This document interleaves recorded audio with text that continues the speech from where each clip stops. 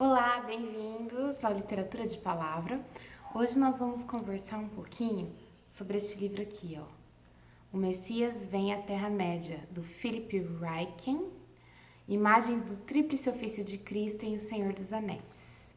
Então, Philip Ryken, hoje, ele é o 8º presidente do Wheaton College em Illinois, nos Estados Unidos, e ele é professor doutor em Teologia Histórica pela Universidade de Oxford.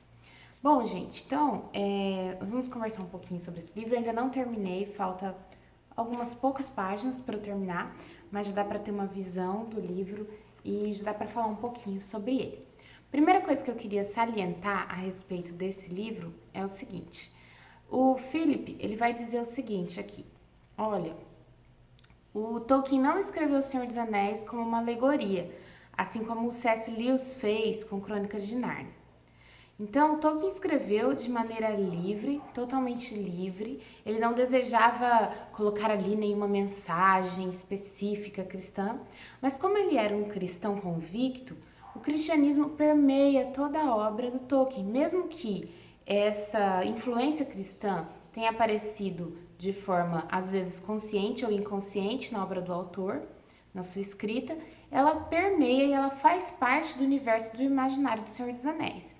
Então, o próprio Tolkien disse, não fiz alegorias, mas cabe aplicar algumas leituras à obra. Então, assim como você aplica as obras, faz algumas aplicações, algumas comparações, leituras alegóricas, você também pode, como leitor, fazer uma leitura alegórica do Senhor dos Anéis, mas tendo a consciência que o autor não escreveu com o desejo de ser uma alegoria, não fez isso intencionalmente. Certo? Então, esclarecido isso, esse ponto, a gente vai falar um pouquinho, então, sobre este livro. Na verdade, este livro é uma junção de palestras que o Philip Ryken deu, né, essas palestras, e então ministrou, e então ele compilou depois neste livro. Aqui nós vamos observar o tríplice ofício de Cristo. Cristo foi profeta, sacerdote e rei. Esse tríplice ofício, no Antigo Testamento, ele era separado. Então, na economia social do antigo Israel, Deus viu que era apropriado desenvolver 3 ofícios separados, profeta, sacerdote e rei, em linhas distintas e distinguíveis. Os papéis e funções eram separados para propósitos desenvolvimentistas e preparatórios. Mas com a vinda de Cristo, os ofícios são reunidos numa unidade dentro de uma pessoa. Então, os 3 ofícios que eram separados, nós tínhamos profetas no Antigo Testamento, sacerdotes e reis. Agora se juntam na pessoa de Cristo, os 3 ofícios, né? E ele vai ser chamado de o sumo sacerdote, o rei dos reis, né? O maior dos profetas.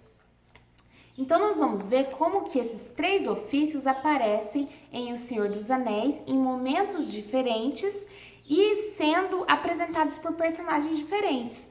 Outra coisa interessante aqui é que é diferente das Crônicas de Nárnia, porque Aslan é a figura de Cristo nas Crônicas de Nárnia intencionalmente, de forma intencional. E aqui você não tem um Cristo único, uma figura única de Cristo. Olha, esse representaria o Cristo no nosso mundo. Não. Essa figura, ela está espargida sobre vários personagens em diversos momentos. Então, você tem Gandalf aparecendo aí como uma espécie de profeta e também de salvador crístico, e eu vou falar sobre isso já já. Nós temos aí Frodo e o Sam, são espécies de sacerdotes que vão, né, fazer uma tarefa, cumprir uma tarefa pelo bem de muitos, e também críticos, porque vão se oferecer, eles estão indo para um caminho de morte, e o rei, que é o próprio Aragorn, né, que vai reinar depois sobre todos, num reino de paz, enfim, mas que vai buscar e batalhar para que esse reino aconteça, ele vai estar no meio dessa batalha. Bom, essa última parte do rei eu não vou comentar muito porque é a parte que eu estou lendo ainda, mas a parte do profeta e do sacerdote eu já li. Então eu vou falar um pouquinho sobre o profeta, sobre Gandalf. E para deixar também para vocês lerem aí depois, quem se interessar, tem que ler Senhor dos Anéis antes, ou pelo menos assistir ao filme, tá? Mas eu recomendo a leitura. Bom, vamos lá. O texto, quando começa a falar sobre o Gandalf, ele vai começar num ponto crucial, que é aquele momento em que eles estão lá em Moria, né, a sociedade ali do Anel, e eles estão prestes a atravessar a ponte de Khazad-dûm e aparece o Balrog, que é uma criatura, um demônio, uma criatura que ele nunca havia enfrentado. Gandalf nunca havia se deparado com o Balrog. Fogo de Udum, chama de Udum, uma coisa assim. E esse Balrog, então, vai se colocar na frente para que eles não passem, né, ali e para impedir, na verdade não é para que eles não passem, na verdade é para persegui-los passar essa ponte atrás deles. Então o Gandalf vai se colocar entre a comitiva e o Balrog e vai dizer aquela famosa passagem, né, You shall not pass, você não vai passar, tá? E ali ele vai ter um momento, né? Nós vamos ver um momento crucial ali da história, em que ele vai enfrentar esse monstro, esse demônio, e a gente vai ficar roendo a unha do pé do vizinho ali naquele momento, e eu não vou contar o que vai acontecer. Mas enfim, o que acontece? Aqui você tem então uma figura crística, né? O Gandalf dando a vida pelos seus amigos. Ali fica claro. O que ele fala?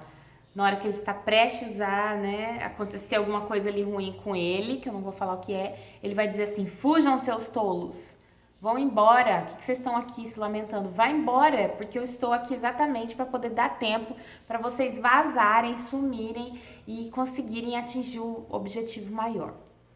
E o Gandalf, ele então vai prefigurar essa figura crística nesse momento, de dar a vida pelos seus amigos.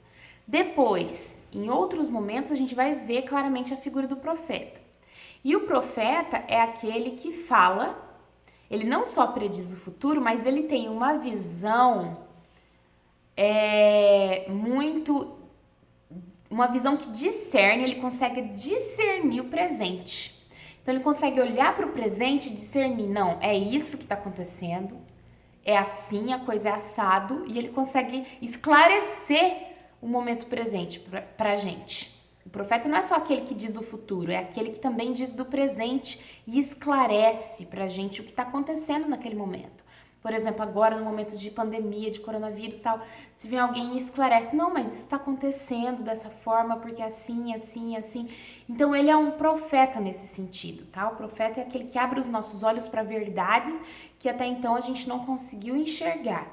Muitas vezes verdades espirituais. E o Gandalf, ele vai trazer essas verdades à tona e muitas vezes, na maioria das vezes, o profeta é aquele que traz verdades desconfortáveis. Verdades que não são confortáveis, que são chatas de ser ouvidas. Sabe aquela coisa que você não quer ouvir, mas que é necessário, que é verdade e você precisa encarar? É isso. O profeta ele vai trazer verdades desconfortáveis, mas ele é como um médico. Ele é como um médico que traz más notícias, mas para que você possa se curar, para que você possa tomar o medicamento correto, para que você possa fazer a cirurgia, né, para que você possa mexer na ferida e curar essa ferida. Então, além desse poder preditivo de olhar ao longe, né, e dizer algumas coisas misteriosas, à la mestre dos magos, o profeta ele também vai olhar para o presente e vai dizer coisas, verdades deste presente que nem sempre são boas de ouvir. Mas existe, né, uma outra faceta do profeta que são as palavras agradáveis e de conforto. E muitas vezes Gandalf proferiu palavras de conforto, profere palavras de conforto. Ele disse assim, aonde quer que fosse, né, o narrador diz, Gandalf fazia com que os corações dos homens ficassem mais leves. É aquela pessoa que você gosta de estar junto, que você tem prazer em estar junto com aquela pessoa, porque por mais que ele tenha muitas vezes verdades desconfortáveis, ele também traz uma paz consigo, ele também traz uma leveza, ele também tem palavras animadoras e encorajadoras para dar para as pessoas, certo? Então este também é o ofício do profeta. O profeta, ele se depara também com uma sina, que é a sina que o Gandalf vai se deparar, que é a de ser tido como o arauto de más notícias e de não ser bem recebido, de encontrar ouvidos moucos, né? Que é aquele profeta, é aquela pessoa que fala verdades, Isso a gente vê muito, muitas vezes a gente vê muito isso quando você vê pastores sérios, pregadores sérios da palavra, pregando essa palavra e não sendo bem recebidos, porque eles estão pregando a verdade, eles estão pregando a palavra tal como ela se apresenta, sem maquiagem. E muitas vezes pessoas, pregadores, né, que fazem aquele coaching, aquela mensagem que agrada o nosso coração, que fala bonitinho, fofinho, que você gosta, ele tá só te anestesiando, ele não tá dizendo a verdade que vai realmente alimentar e curar, tá? Então, o profeta tem essa sina. Jesus mesmo disse, o profeta não tem honra na sua própria casa, na sua própria terra, certo? Então, essas mensagens, ele vai entrelaçar, né, a visão profética do Antigo Testamento, né, o que é um profeta, com a personagem do Gandalf, vai fazer esse paralelo, e depois vai aplicar para as nossas vidas, como nós, cristãos, né, estamos exercendo o nosso ofício profético. Ele não está falando para você sair por aí falando, né, tendo visões, não é nada disso. Mas você profere palavras agradáveis, você encoraja as pessoas ao seu redor, né? Você é um profeta, um arauto da verdade? Você conhece o evangelho para falar dessa verdade de Deus? Ou você não conhece, não pode falar dessa verdade para os outros? Tá? Então, gente, fica a dica desse livro. Ele vai falar sobre o sacerdócio de todos os crentes, vai falar sobre a amizade entre o Frodo e o Sam, que aparece aqui. Eu poderia ficar falando e contar tudo sobre o livro, mas não vou contar porque eu vou deixar vocês com vontade de ler. Quem gosta do Senhor dos Anéis, tem que ler O Messias Vem à Terra-média, tá? É um livro muito gostosinho de se ler, tranquilo, e fica a dica aí pra vocês então. Eu estou amando essa leitura, amo O Senhor dos Anéis, então tá, um beijão, tchau, tchau.